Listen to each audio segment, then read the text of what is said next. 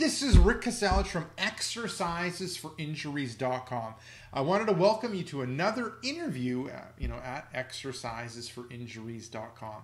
And today I'm going to do the interview with Isaac Payne, and I'll get Isaac to introduce himself, and then we'll kind of get into the interview. Over to you, Isaac. Hey guys.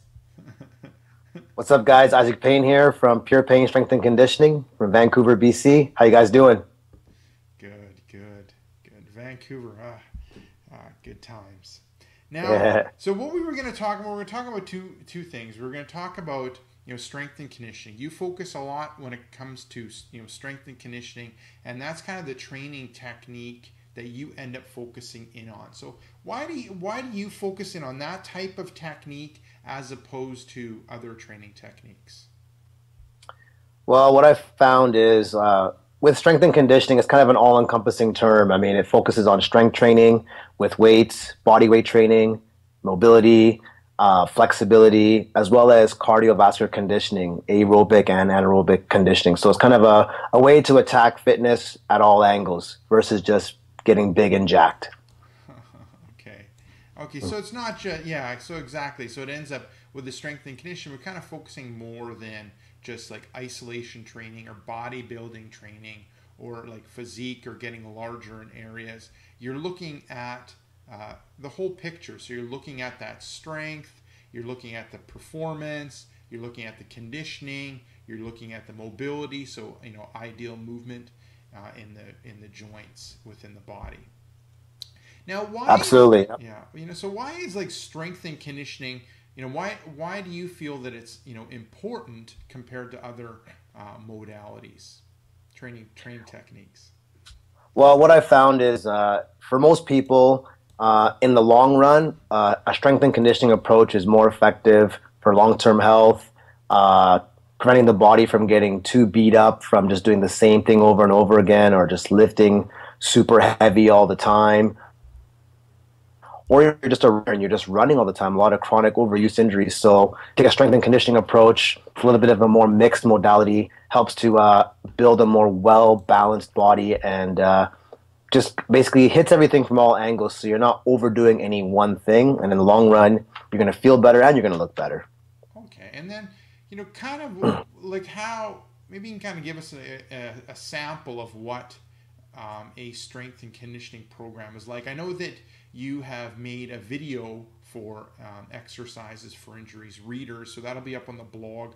But maybe we kind of, talk about, what's included in a strength and conditioning program. Well, generally speaking, you would always want to start with some kind of general warm-up. It could be, 5 to 10 minutes of light aerobic work, like on a treadmill, light jog, or on a exercise bike, or even a rower. 5 to 10 minutes, just aerobic pace, just to get the blood flow up and elevate body temperature and get the working muscles activated.